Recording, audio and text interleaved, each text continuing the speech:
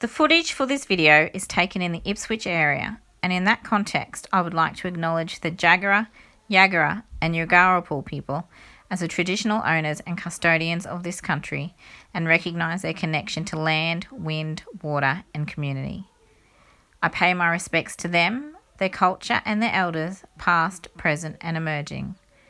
I would also like to extend my acknowledgement to any Aboriginal and Torres Strait Islander person watching this. Going around my usual day-to-day life, I looked for evidence of First Nations culture and viewpoints. In my workplace, my children's schools, their daycare centre, and my usual travel routes. I was initially excited to observe several visual representations of Indigenous culture. There were maps of Australia in all these locations outlining the various cultural and language groups within it. There were Aboriginal and Torres Strait Islander flags at these locations, as well as numerous Indigenous artworks. Now that I was actively looking, I noted countless examples of these in my environment. However, after paying attention, I realised that they seemed like static pieces of the environment, like furniture. They appear tokenistic, as I noticed no one really engaged with them. However, had I not been doing this assignment, I probably wouldn't have realised that either. Queen's Park is one of the best known parks in Ipswich. It's also a significant area to the Yagara people, having traditionally been used for ceremonies, interclan meetings, resource harvesting and trade events.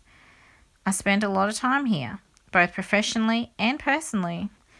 Throughout the park, you can see various Indigenous artworks paying homage to its cultural history. I tried to find information on site, crediting the artists for the works, or explaining the meaning of them, however was not able to. To me, this was an example of how the Indigenous culture was visible and even celebrated to an extent, but stopped short at representing their viewpoint. I went to the newly opened Spear Lily Park. My first impressions were that it was a tribute to Indigenous culture. It had totem poles everywhere, bush tucker examples and explanations, several trees dedicated to particular families, sandstone carvings on display with Indigenous symbols. As I sat there, admiring the new park, I realised that it seemed very shallow, representing only what the general public stereotypically thought of when discussing Indigenous culture. No reference was made to the history of the land, the significance of the totem poles, the struggles of the local people, or even acknowledge who the traditional custodians were in any way. Realising this, the park then seemed like a novelty rather than a genuine representation of local Indigenous culture.